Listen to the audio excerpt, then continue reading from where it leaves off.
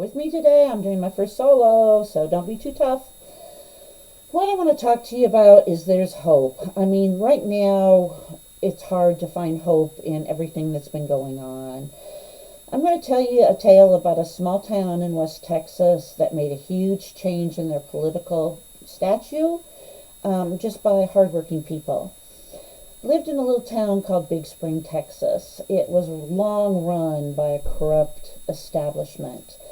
Back in the 1970s, Paul Harvey considered it the town that if you wanted to commit murder and get away with it, go to Big Spring, Texas. It was a good old boy town. Deals were done under the table. The council actually gave their family members all the contracts to the city and their friends.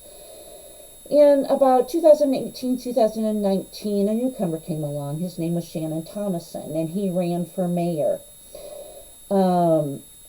Big Spring sits in the heart of the Permian Basin. Big money, big oil, which is what some of the corruption was all about. I mean, big money. And people have no idea what big money there is there. But there's also poor, and there is also middle-class, hardworking people. The elite in Big Spring, Texas, only worked for the elite. The infrastructure was failing. Water came out the taps brown, literally tea-colored water. You couldn't even bathe in it. The roads were falling apart, holes that would swallow cars. But we had great parks. We had great golf courses. It was pretty corrupt. The town was very corrupt. Tickets were given for long grass to people, and in would come the council member's family member to mow someone's yard. That person may be 83 years old and scared of losing their property because the grass was long, and they would raise the prices very, very high. So anyhow, we had a mayor called Larry McClellan who wouldn't allow citizens to speak at council meetings unless it was on the agenda. And all of a sudden in came Shannon Thomason. Shannon was an average working person. He was running on the platform that he wasn't the leader. He was the person that would respond to the citizens and do what they requested. It was really, really interesting. People started getting behind him. Several large groups got together. Lots of door knocking.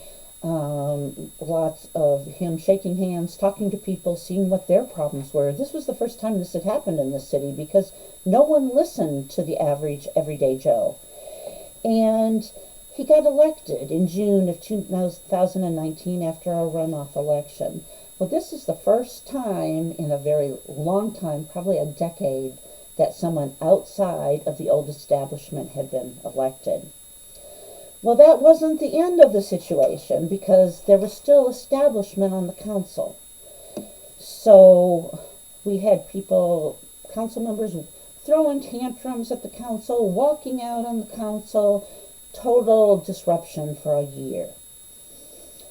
One of the last things that happened was two of the council members walked out, old establishment council members, and some of the citizens got together and started a recall on these council members because they refused to work with the mayor. Both of them were put up on recall after the number of signatures were obtained. Well, that didn't make them real happy. So the next thing we know is the establishment put our mayor up for recall. And so he went up for recall, and on November 3rd, all two council members and the mayor went up for recall. The mayor recall was not won. He maintained his position as mayor. The people liked being listened to. They liked the fact that he had allowed them in council meetings to stand up and talk about whatever their concerns were. The two council members, they were recalled, both of them. They also had some positions that were open that were establishment positions, and the establishment lost. I'm sure this isn't going to be the end of problems for Big Spring. Their infrastructure is still broken. Water still is not of good quality. But it's a start. It's a start of a new political generation for the city of Big Spring. People listening, people talking, people getting together to solve problems. Why am I telling you all this? Well, there's some reasons for this. First off, there's hope, but we've got to stand together and we can't give up on things. We have got to try to change things for the better. People want to be listened to, and we need to find people to put in positions that will listen to the everyday Joe, the working class people, and see what their needs are, see what we're concerned about. So we've got to start in our local areas. Starting way up high, state level, federal level, that's fine.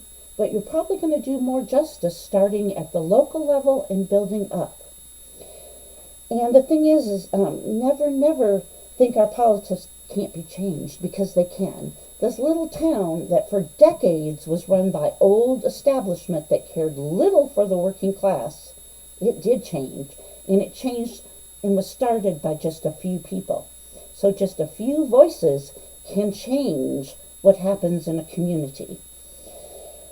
And thirdly, what I was saying is one spark, one voice can make that change.